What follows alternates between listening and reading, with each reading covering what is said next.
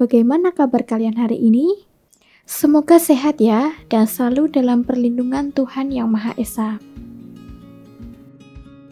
Kali ini kita akan belajar tentang tema 1 organ gerak manusia dan hewan, subtema 1 organ gerak hewan, pembelajaran 1.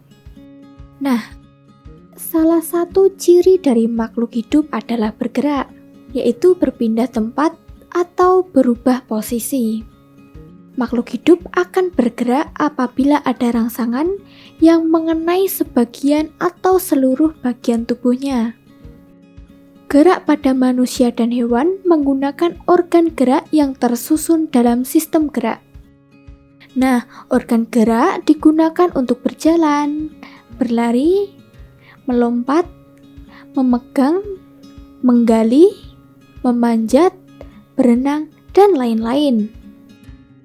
Alat gerak yang digunakan pada manusia dan hewan ada 2 macam, yaitu alat gerak pasif yang berupa tulang dan gerak aktif yang berupa otot.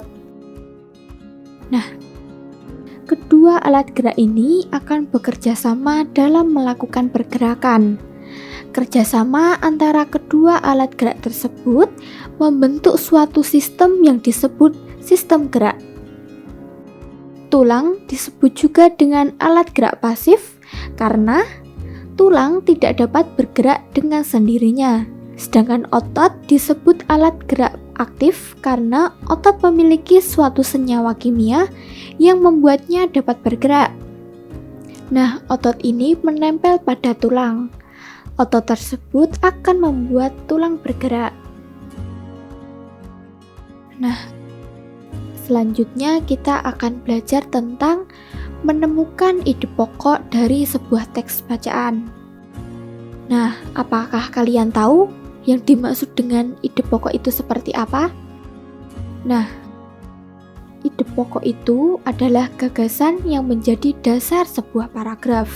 Nah, ide pokok ini disajikan ke dalam bentuk kalimat utama. Kalimat utama memuat ide pokok ini bisa berada di awal paragraf, tengah paragraf, atau di akhir paragraf.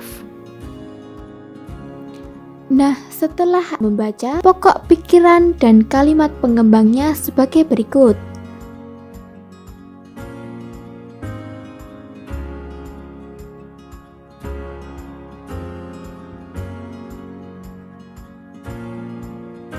Sebenarnya apa sih fungsi dari ide pokok ini? Nah, perlu kalian tahu, fungsi ide pokok adalah untuk mengetahui isi dari sebuah teks. Ide pokok dapat terletak di awal paragraf yang disebut deduktif, di akhir paragraf yang disebut induktif, dan terkadang juga ada di depan maupun di belakang paragraf yang disebut paragraf campuran. Nah, adik-adik, coba sekarang kamu amati hewan-hewan yang ada di sekitarmu. Kemudian, tuliskan pola gerak dari masing-masing hewan tersebut.